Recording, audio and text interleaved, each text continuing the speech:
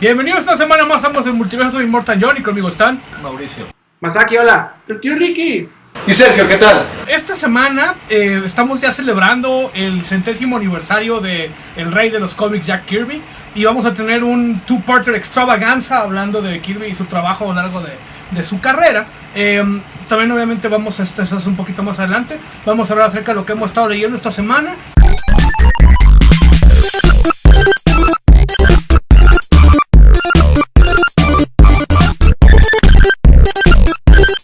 Sin más ni más, ¿qué han estado leyendo esta semana? Curiosamente, yo empecé a leer un par de True Believers que salieron esta semana de Kirby. Uno era The Eternals, pero yo con el que me enfoqué más fue con el Capitán América. Y lo que está muy padre de ese número es de que de veras te imprimen el Capitán América número 1, pero el de 1941. Y después te sacan el origen, ya contado, digamos, en la época moderna de Marvel. Y lo que está muy padre es que te das cuenta de cómo evolucionó el arte de Kirby de los 40s a los 60s. Está muy bueno y nomás cuesta $1, pero tengo entendido que en todas las tiendas ha estado volando. Ya se acabó, pero bueno. ¿Y las dos partes las hace Kirby?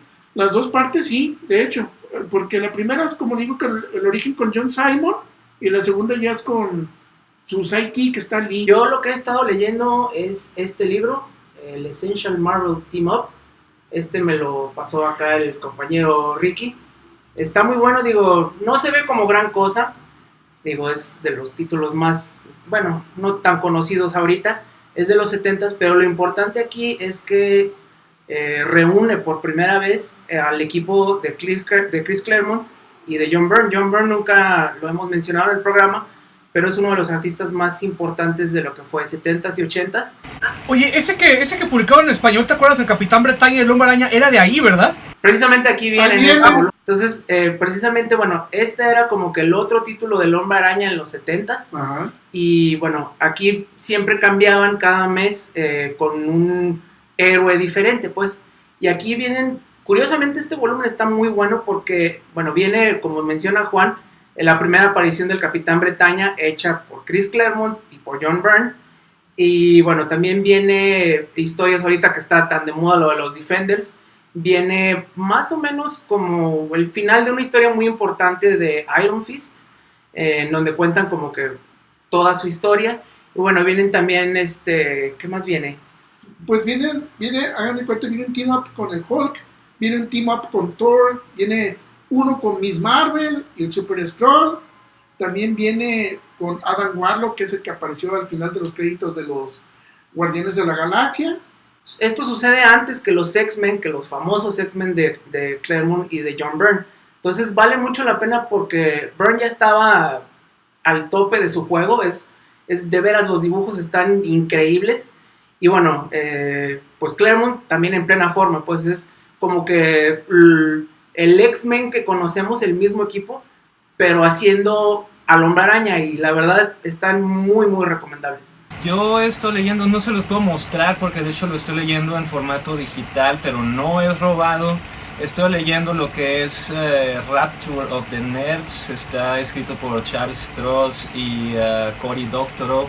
Ambos son personas que pues básicamente son de esta generación del post-cyberpunk y son obviamente muy aficionados a todo lo que es el mundo de Creative Commons, ¿no? Aparte de Cory Doctorow es el de Boing Boing. Sí, el editor en jefe de Boing Boing. Está muy interesante, no voy a parlotear mucho tiempo. Esto es básicamente un ejemplo de lo que es de las tendencias más recientes de ciencia ficción, que es ciencia ficción de post-singularidad. Charles Stross es célebre por haber escrito Acelerando, que es así como que el libro más grande, en mi opinión, que hay ahorita de lo que es post-singularidad.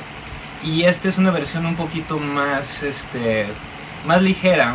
Básicamente es igual que en Acelerando, lo que es la idea de un cerebro matrioshka, que es desmantelar todos los planetas para generar celdas solares, celdas alrededor del Sol y crear lo que sería una supercomputadora. Ajá, la computadora más poderosa de todo el universo. Y obviamente es ideas de inteligencia artificial. Básicamente en este libro la Tierra todavía existe, en Acelerando todo es desmantelado, pero aquí todavía tienes la Tierra y lo que es el cerebro Matryoshka, que está básicamente lleno de inteligencias artificiales que han ido mutando, y básicamente menciona que cada par de años empiezan a bombardear a la Tierra con ideas extrañas como para volver a evolucionar al ser humano. El protagonista es básicamente una especie de auditor de este tipo de tecnologías, ¿no?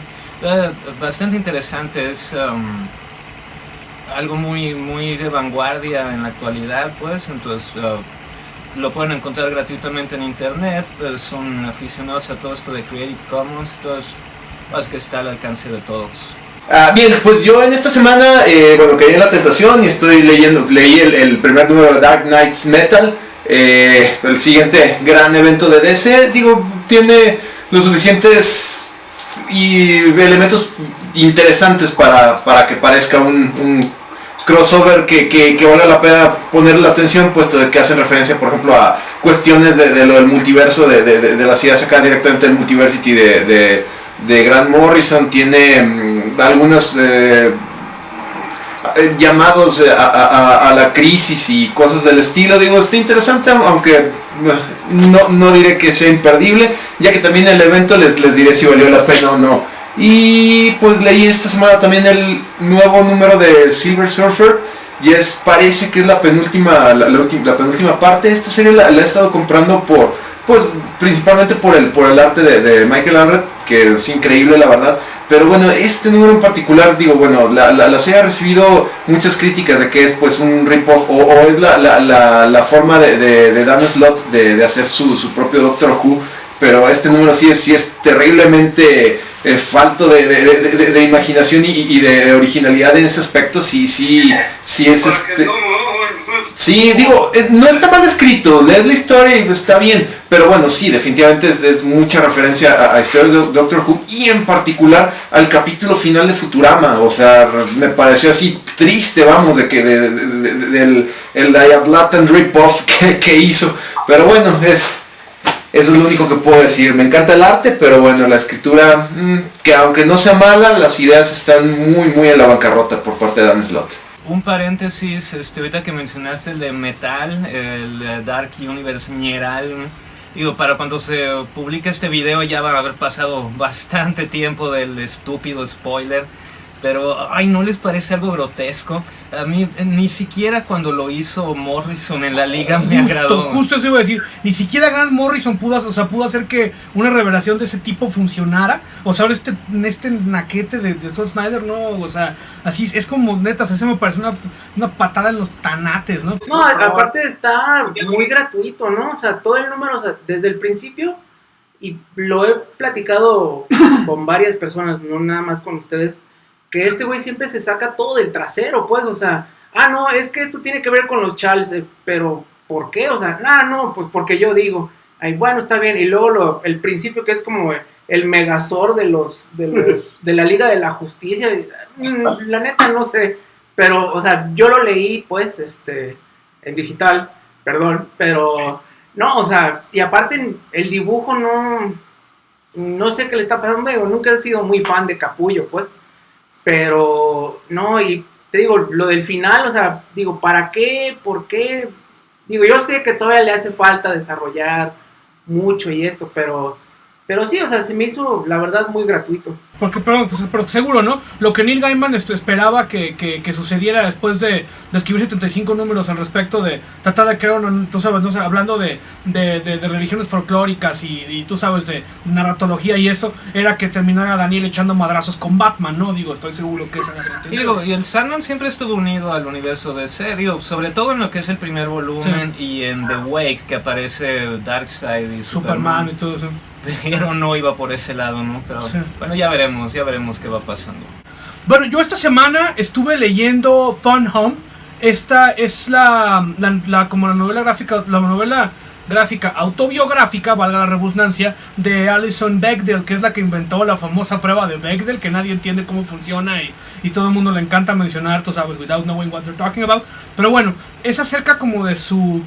O sea, habla acerca del momento, o sea, de su vida en una parte, en una mansión gótica de un pueblo en Pensilvania que había comprado su padre, y que pasó mucho tiempo como que restaurando, ¿no? Lo interesante del caso es de que ella salió del closet a los 19 años y una semana después su padre se suicidó. Y decían que esto, o sea, y ella siempre estuvo como consciente de que ambas circunstancias como que estuvieron relacionadas. Pero su madre también le dijo poco antes de que su padre se suicidara que su padre era homosexual de closet, o bueno, bisexual de closet por lo menos.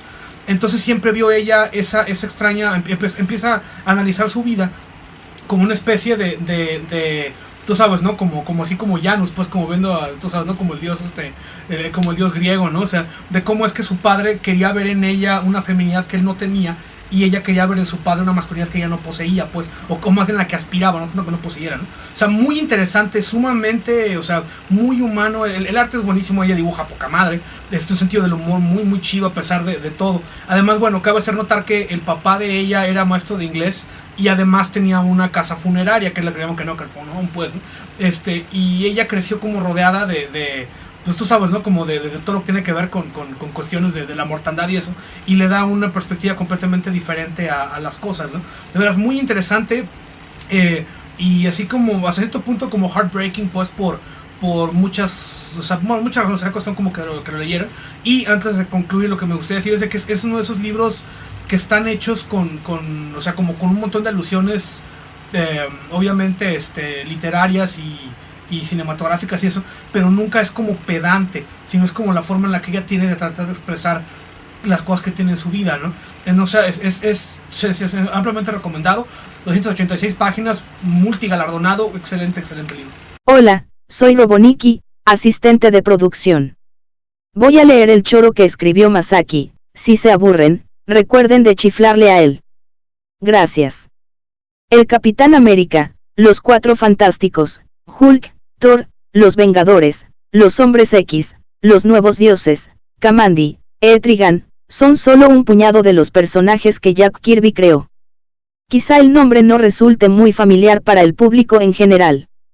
Pero el genio creativo de Kirby es el motor detrás de los universos más reconocidos del cómic estadounidense.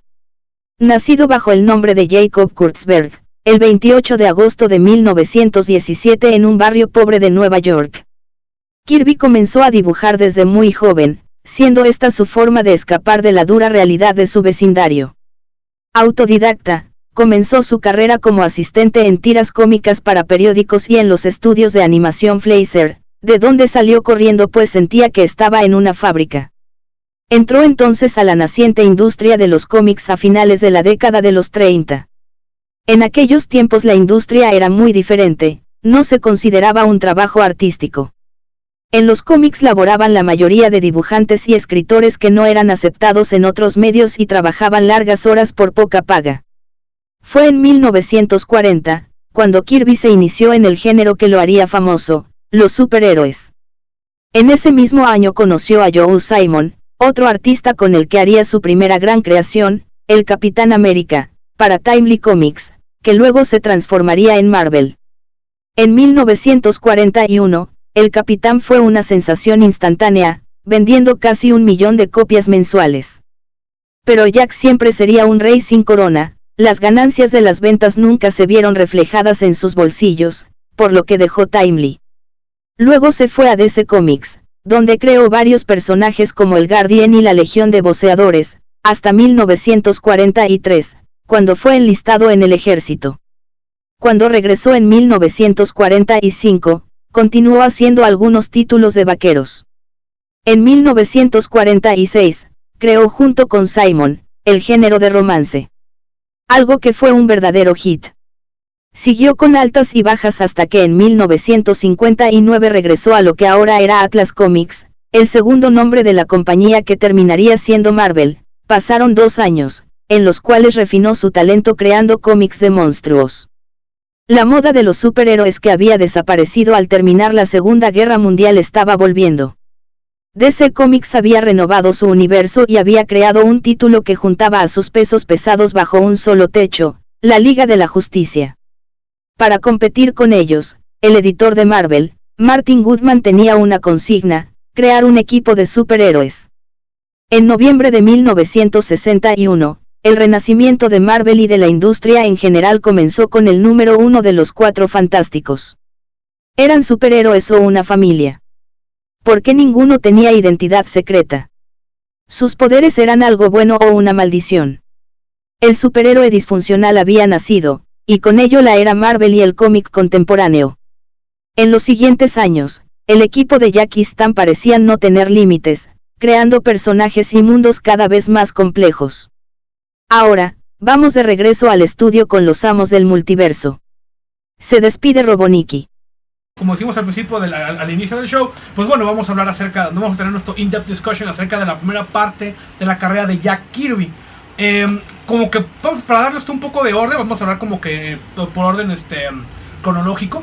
Y el que le tocó, el que le sacó la cosa más de Short Straw y tuvo que leer los Boy Commandos, pues fue Mauricio, entonces. Sí, hace poco me parece que fue Ricky que pasó un post en Facebook donde estaba algo así como de que, oh no te rindas, Jack Kirby dibujó el primer número de los Cuatro Fantásticos cuando tenía 44 años. Digo, sí, pero no es como que antes no tuviera una carrera, ¿no? Sí, de hecho, él empieza pues básicamente desde primera generación, ¿no? Sí. Además no trabajó en el mundo de los strips. Obviamente es algo muy distinto a lo que es ya el Kirby completamente psicodélico y visual de los 60s y 70s. Pero bueno, Boy Commandos tiene su encanto. Digo, sinceramente sí están un poquito pesados, ¿no? Demasiado texto.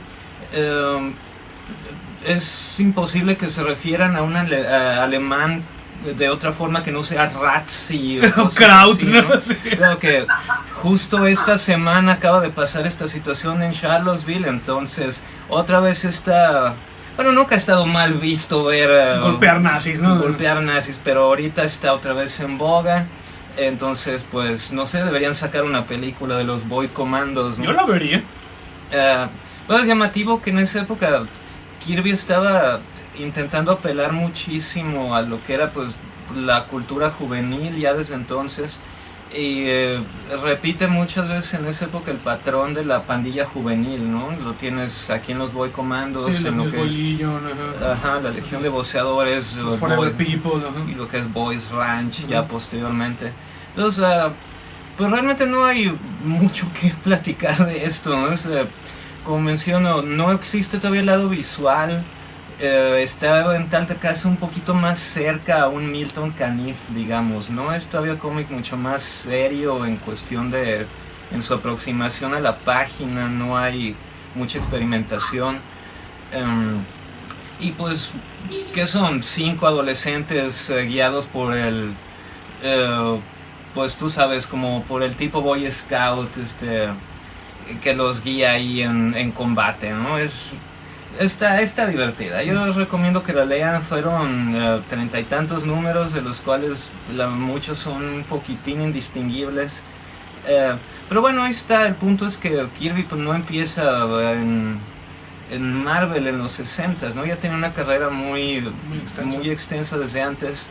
Y ya desde ahí ya pueden ver obviamente lo que es su tipo de bocas, las poses, etcétera. Cambia el color, no hay obviamente esa tecnología, pero pues el espíritu ahí está, ¿no? Cabe hacer notar que de hecho los Boy Commandos preceden al Capitán América, entonces esperemos hagan una película pronto para que esté acá insoportablemente mala. Bueno, yo me aventé un clavado al Capitán América, ¿no? Que, bueno, tiene publicándose desde el 41, creo, 39, 41. El 41. Que es, o sea, es mucho tiempo. Y muchos cómics de Capitán América nunca dejaron de publicarse como todo el mundo cree, porque incluso en los 50 hubo un revival. No vamos a meternos en detalles, ¿no? Pero bueno, la cosa es que yo recuerdo que Alex Ross llegó a decir que los personajes de la Liga de la Justicia eran como estaban basados como en arquetipos, ¿no? De que, por ejemplo, Superman era la ciencia ficción, Batman era como la ficción detectivesca, la Mujer Maravilla era la mitología, el Capitán Marvel era la magia, y el Plastic Man era la comedia, ¿no? Como todas las cuestiones como los strips. Y yo siento que ahí el gran faltante es el Capitán América, porque es el super soldado, ¿no? O sea, siempre ha habido desde las épocas de Leónidas, pues siempre ha habido como que la figura del super soldado, ¿no? Y eso es como parte de lo que ha hecho como tan como el personaje que haya durado tanto y que ya se haya mantenido el gusto del público durante tantas décadas, ¿no?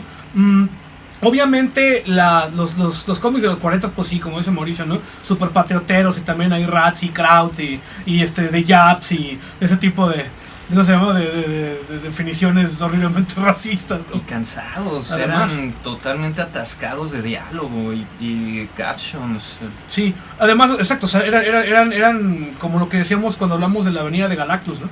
De que es o sea, el captions descriptivos, pero como completamente superfluos, ¿no? Pero bueno, obviamente lo interesante del Capitán América empieza ya hasta los 60s y los 70s, ¿no? Que es ya cuando regresa, bueno, ya cuando Kirby resuelve la guerra y todo ese rollo, que los podemos ver en este compilado que realmente vale la pena conseguir, porque además estos están a color. Y mucho de lo que tiene Kirby en ese aspecto es el color y el diseño, ¿no? A mí el Capitán América, curiosamente, yo tengo una relación muy peculiar con él, porque las primeras veces en las que Mauricio y yo empezamos a tener contacto con este mundo de los cómics que nos ha traído durante años de las narices, es que mi padre nos trajo unas loncheras de termos cuando estábamos en el kinder, y la mía era del Capitán América. Y yo amaba yo adoraba esa lonchera, me gustaba mucho. Hasta años después me enteré que tenía un dibujo de Jack Kirby, ¿no? Y pues bueno, no sé, ahí empezó. Sí, llamativo el Capitán América, su historia tan larga, y para todos los que piensen que hasta apenas que lo compró Disney y a Marvel empezaron a tener éxito mediático, estas eran cosas que desde los 40 ya empezaron a tener demasiado éxito, digamos. Ya existían seriales del Capitán América, y no olvidemos la película repugnante del 90 de Albert Pyun. Y las secuelas. Las secuelas, y las dos películas horribles de los 70s. Entonces, siempre ha estado presente, ¿no? Pero como menciona aquí Juan, si solamente pueden escoger leer a los 40s del Capitán América o los 60s, váyanse por los 60s. No, y otra cosa muy importante en los 60s, curiosamente, el Capitán, cuando volvió a surgir en los 60s, ni siquiera surgió en su propio título, porque entonces eran Tales of Mystery o lo que sea. Tales of Mystery. Aquí lo importante es que lo que se llama la era de plata es que los Vengadores, en el número 4, fue cuando regresó él, y es ahora sí que la versión que todos conocemos, la versión moderna, la versión heroica. De hecho, la historia de los Vengadores, de 60 y tantos años que llevan publicando, el número más importante históricamente hablando es el 4. Y bueno, ahora me toca a mí, pues ya que lo estamos tratando de hacer cronológico. Bueno, ya mencionamos de su época en Timely, que ahora pues es Marvel, en su época en DC, que también estuvo un buen rato haciendo los Challengers precisamente. Y los cómics de romance, que intenté leer unos, pero estaban bien gachitos. Es mencionarlo porque también son bien importantes, pues. Digo, no los vamos a mencionar porque pues la verdad yo no me he hecho el tiro a leérmelos, pero bueno, también fue un género que él empezó. Y bueno, él desde muy niño, o sea, empezó con los Fleischer, con los que hacían las animaciones de Popeye, de Superman, o sea, desde muy joven empezó, pero bueno, aquí como para dar el contexto, pues ya fue en la era Marvel, cuando él ya se hizo de cierta manera, pues de una personalidad. Y yo precisamente voy a hablar, pues de lo que son los Cuatro Fantásticos, pues. Aquí tenemos el primer volumen, y bueno, los Cuatro Fantásticos son importantes, no solo por ser el primer número de los Cuatro Fantásticos, obviamente es importante eso, sino el primer número del Marvel moderno, que aquí ni siquiera se llamaba Marvel todavía, de lo que fue pues la segunda, como el segundo aire, pues de lo que fue el medio. Ya empezamos a ver cosas más reales, digo, teniendo en cuenta que fueron al espacio y todo eso, pero la familia disfuncional, los problemas, ya no es el héroe perfecto. La Mole, por ejemplo, que ya es el primer personaje cuyos poderes son, aparte de una bendición, una maldición, un cómic más moderno, pues. Y bueno, yo quería hacer la referencia a esto porque me tocó ver en el internet que hay un autor, no recuerdo ahorita el nombre, que menciona que los Cuatro Fantásticos como obra, él estuvo desde el número 1 hasta el 101, o sea, pues sí se aventó buenos años. es la novela americana. Dice, ¿por qué ha de ser la novela americana? Porque, bueno, la novela americana representa como que la primer cúspide de una cultura, pues, es como que el épico.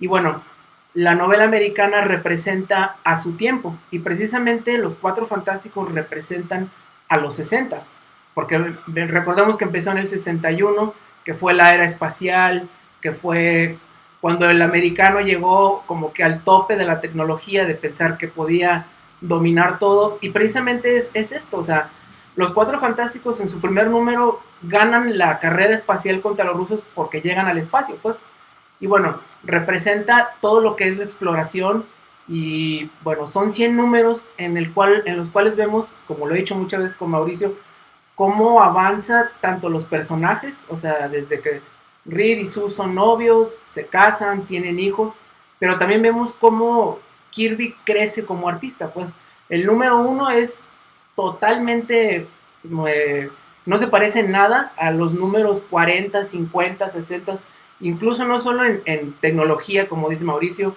sino en narrativa y el diseño, o sea, ya es un artista totalmente diferente, y es precisamente en este título donde se ve la evolución y lo que muchos consideran como la mejor obra pues en general, pues, que se ha escrito hasta la fecha. Mira, yo me aventé un clavado al website ese que mencionas, donde dice que los Cuatro Fantásticos son la gran novela americana, and I'm sorry, man, I'm calling bullshit. Porque hay una parte en la que dice, no, es que los Cuatro Fantásticos son el nuevo Shakespeare. Y yo me rehúso a vivir en un mundo en el que alguien me diga que Stan Lee es el nuevo William Shakespeare. O sea, vámonos al carajo. Tú bien sabes que Stan Lee no tiene nada que ver en lo escrito, o sea, lo único que hace... Bueno, estoy de acuerdo en muchos puntos que yo tampoco estoy de acuerdo, pero a lo que voy, el tema central de lo que es, que representan a la generación en la que sucedió, eso sí estoy muy de acuerdo. Y aparte, acuérdate que Stan Lee no escribía, o sea, él nomás ponía los diálogos bonitos, que muchas veces, y eso fue muy importante, ya para los últimos números, ya se notaba como que había una separación muy grande en lo que Kirby dibujaba y en lo que Stan Lee escribía, porque, no sé, Kirby ponía a una mole levantando una piedra, y literalmente Stan Lee ponía, la mole está levantando una piedra, pues, o sea, ahí, yo creo que ahí, o sea, no es tanto de la obra en sí de Kirby, sino, bueno, pues del pinche Stan Lee. Sí, pero también, o sea, volvemos a lo mismo, estamos hablando de que es más o menos por las mismas épocas, o sea, la gran novela americana de esos tiempos, de la que se dice en esas décadas, es Gravity's Rainbow. Y digo, Gravity's Rainbow tiene todos estos elementos, pero tú sabes, ¿no? O sea, de veras de una forma como, o sea, pues literaria, pues, ¿no? O sea, no sé, o sea, no tengo nada o sea, en serio, no estoy como, I'm not spitting on anyone's grave, ¿no? Pero sí me parece un tanto exagerado eso de decir que 100 números de los Cuatro Fantásticos son la gran novela americana, no me suena, ¿no? Vamos, tendría más relación con lo que es la idea de la gran novela americana, como las obras de Hemingway, etcétera, o Gore Vidal, lo que sería Will Eisner. Ajá, Drop Down Avenue, cosa se llama El Contacto con Dios y eso, ¿no? Y eso que yo no soy aficionado a Will Eisner. Me gusta el espíritu, obviamente. Me gusta la técnica de Will Eisner, pero no estoy muy interesado en sus historias. Yo más bien creo que en tal caso los Cuatro Fantásticos serían como que la gran novela de ciencia ficción americana, ¿no? De los 60. Se tendría que hacer la separación, porque ahí sí está básicamente lucrando, no lo digo de forma mala, pero sí está utilizando muchísimos elementos, como dice Masaki, ya de lo que es la era espacial y de lo que es la época de contracultura, etcétera, ¿no? Entonces, sí es completamente representativo de su época, pero a fin de cuentas tampoco estás viendo muchas de las situaciones, ¿no?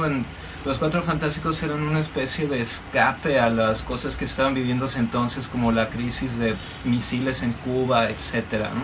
Esas son cosas que no se mencionaban mucho, pero definitivamente prefiero a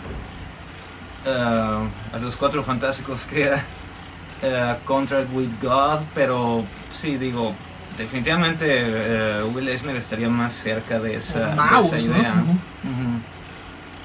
Pero bueno, sí, los Cuatro Fantásticos pues es el punto a partir, ¿no?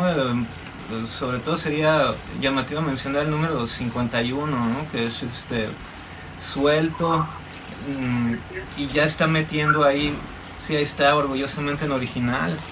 Y pues ahí ya podemos ver sus collage, muchísimas cosas, ¿no? Es un número muy humano. Y pues sí, ya de ahí en adelante ya empezamos a ver al Kirby de verdad, ¿no? Es curioso, ¿no? Pero me parece bien interesante cómo es que los Cuatro Fantásticos son como que el pilar de muchas de la evolución del cómic superhéroe como género a partir de los 60s, y actualmente como que nadie entiende qué los hace funcionar, ¿no? Es lo que se me hace como bien curioso, sobre todo porque, por otra parte, leí una vez un artículo en internet y me llamó mucho la atención, de alguien que decía que el problema con los Cuatro Fantásticos era que precisamente era mucho de su época. Estamos hablando de que para los 60s, para el 61 y este rollo, era justo después de todas las películas de monstruos gigantes nucleares, ¿no? Y era la primera vez que se ponía que la ciencia podía ser positiva. ¿Sí me explico? O sea, de que la ciencia y la tecnología nos pueden llevar más allá de las estrellas, etcétera, etcétera. Pero en esta nueva encarnación de cultura popular que todo el mundo conoce, el que tiene ese papel es el Iron Man. ¿Me explico? Entonces, por eso los Cuatro Fantásticos son como redundantes, pues, porque al respecto del enfoque que se les quisiera dar, pues.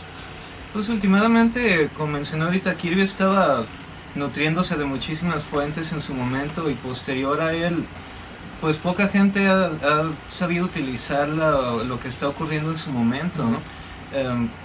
Es llamativa la historia de John Byrne, pero últimamente eso sirve más que nada por el hecho de la continuidad muy apretada que tiene con el resto de Marvel, ¿no? Pero no es como que esté siendo un parteaguas de ciencia ficción en los 80s, ¿no? Menos aún en los 90s con Tom DeFalco, que ya era algo patético, ¿no? Ahora, ¿qué creen? Nada más para ponerlos primero en contexto. Si pensaban que nada más Jack Kirby estaba trabajando en esa época con los Cuatro Fantásticos, pues no. Era tan bueno y tan rápido este hombre que en realidad trabajaba con otros dos títulos al mismo tiempo. Uno ya lo mencionó Juan, el Capitán América. ¿Cuál creen que era el otro? Pues sorpresa. Para que la gente no nomás piense que el Walt Simonson fue el que lo creó, sino que se basó en el trabajo de Jack Kirby y del sidekick Stan. Ahora, pues para que se den idea de los números que duraron trabajando este dúo juntos, era desde Tales se llama A Journey into Mystery, desde el 83, perdón, gracias, en 1962 hasta el 179, que era a finales de los 60, como por ahí del 69, antes de que se fuera a DC. Aquí lo padre de esto es que, digamos que la primera etapa, Jack Kirby duró como 2-3 números y le dejó todo a Stan, a su hermano el inútil, el Larry Lieber, y a Don Heck. Pero aquí déjame hacer una pausa así rapidísima. Thor, la idea era que fuera como que el Superman de Marvel, pues era la competencia, y al principio, o sea, yo los leí, pero bueno, la verdad es que no están tan buenos, y sí, pues es la copia chafa de Superman, pues, pero bueno, Kirby lo eleva a otro nivel, pues. ¿Y cómo es que lo elevó? Cuando Kirby, les digo que deja el título, por ahí del 80, como del 91-92, él regresa en el 97. ¿Y cómo regresa? Aparte de ayudar a Stan con la historia principal, que todo se desarrolla en la Tierra por lo general, empezaron un backup que se llamaba Tales of Asgard. Sí. Y lo que pasa es que Jack Kirby, él era un gran fanático de la mitología nórdica. Pues era de todo. De todo, en realidad. Le gustaba leer de todo. O sea, si vemos en la obra en general, por ejemplo, los Eternals, pues tiene mucho que ver con lo de Von Däniken, pues de los alienígenas, que vinieron en la antigüedad. Le gustaba mucho leer nórdico, le gustaba ciencia ficción, o sea, era un lector muy ávido y se refleja en toda la obra. Y otra cosa aquí muy importante, Jack se sentía realmente a gusto trabajando con el personaje, era con el que sentía más afinidad y con el que él poco a poco le fue ganando, está en el terreno, se lo fue comiendo. Uh-huh. y Jack, más que los Cuatro Fantásticos, en los Cuatro Fantásticos eventualmente se empezó a reflejar, pero fue más rápido en Thor, que se notaba que era el trabajo de Jack y Stan nada más llenaba los globitos. Sí. Porque era todo el amor que le tenía Jack a toda la mitología y a la ciencia. Es que él era el renacentista de su tiempo. Él era bueno en todo y él pensaba en todo como todo un adelantado a su época. Pensaba en cosas que se iban a volver de moda hasta como 50 años después. No, y hablando de... Como dicen aquí, apenas la realidad le está llegando al rey. Y hablando precisamente de Thor, podemos darnos cuenta de la influencia tan grande que fue. Digo, esto lo vamos a dejar para la semana que entra, porque vamos a hablar de DC, obviamente, y vamos a hablar del Cuarto Mundo. Pero la historia de DC del Cuarto Mundo inicia cuando los dioses viejos, o sea, los dioses de Thor mueren, pues. O sea, fue algo que él se quiso llevar a DC, o sea, bueno, quizás en Marvel no se lo permitieron, pues, pero en DC lo eleva a una manera aún más grande, como ya habíamos dicho, o sea, los dioses que le gustan mucho a Morrison, pues, que no son los dioses clásicos, sino los que él ya inventó, vienen precisamente de aquí, de Thor. Y aquí también eran muchas historias épicas, por eso es que es una lástima que aquí en México nada más hayan publicado el primer volumen de Masterworks de Thor, porque era el trabajo más flojo. Sí. Aquí como del 100 hasta el 174, eran cuando se venían historias bien buenas, y realmente sí se darían cuenta que Walt Simonson realmente lo que hizo es que se basó en el trabajo de Jack y le puso de su propia cosecha. Por eso es que esas dos etapas son tan populares, y pues a mí en lo personal me duele que aquí en México Thor permanezca casi inédito. Haciendo una pequeña referencia nada más a lo de todo lo que estaban mencionando, tengo yo aquí este libro que se llama Kirby, Rey de los Cómics, desde Mark Evanier, que era discípulo y muy buen amigo de Jack Kirby. Y bueno, aquí en este libro me llama mucho la atención, vienen estas ilustraciones que son rediseños que hizo Kirby para Thor, son creo que del 68, 69, pero que curiosamente no sé por qué no se utilizaron. Pero bueno, va ligado a lo que comentaban hace rato de todas las ideas de ciencia ficción y eso que entraba. O sea, como que Kirby definitivamente ya tenía idea de ir más allá con esos personajes, pero bueno, como que Marvel nunca quiso ir, como que simplemente quería permanecer en el status quo. Pero esas ilustraciones se me hacen increíbles, o sea, es así como que el potencial de Kirby, pero subexplotado o subutilizado, más bien es mi punto. Bueno, yo creo que todos los aquí presentes fuimos muy afortunados en el hecho de que durante nuestra infancia en el Canal 5 y bueno, lo que fuera el local de allá de Guadalajara, El 9. pasaban lo que era la hora de los superhéroes, ¿no? Que básicamente pues todo era puro Kirby, ¿no? Entonces creo que desde ahí nos familiarizamos todos. Yo desde niño ya estaba familiarizado con la idea de los durmientes en el Capitán América. Y que no, y el puente del arcoíris de Thor y Balder y todo eso, ¿no? Recuerdo muchísimo, es así de esos recuerdos que se me quedan pegados de toda la vida, de aquella historia de Thor, tú sabes que Loki está atrapado en un árbol y no podía salir hasta que alguien derramara una lágrima por él, y después de mucho tiempo logra hacer que caiga una hoja y le pica el ojo, no me acuerdo a quién. A Balder, creo, ¿no? Otra cosa de esa época, de lo que estás mencionando, Mauricio, como dice un buen amigo, de que nosotros tuvimos la suerte de ver esas caricaturas, pero con un doblaje más digno que las voces originales, que el doblaje era mucho más valioso que el producto en ese tiempo. Sí, ese doblaje en español era magnífico y digo, bueno, pues como que eso nos sensibilizó a lo que era el diseño y todo de Kirby, ¿no? Entonces, pues fue una parte importante, aparte de todo lo que realizó en animación durante los 80s, también estamos pues ya un poquito empapados desde Tundra el Bárbaro, pero bueno, todo eso lo vamos a dejar a la siguiente semana. Bueno, pues gracias por aguantarnos en nuestra diatriba semanal. Ya saben, dejen el correo de audio para Masaki aquí abajo. Suscríbanse, vamos a poner los links de los libros que recomendamos aquí. Y bueno, está el grupo de Facebook. Y nos vemos aquí la siguiente semana. Soy Morton John. Mauricio. Hola, yo soy Masaki. Nada más les recuerdo, ahorita están muy baratos los True Believers de Kirby, están a $1. Si pueden, de veras consíguenlos. Es como que el inicio de algo más grande. Y son muy divertidos, aparte de todo lo que podamos decir nosotros, es mucha diversión Kirby. Y bueno, por favor léanlos y recuerden, son 100 años creo que vale mucho la pena leer a Kirby ahora. Y yo soy el tío Ricky, ahí la vemos.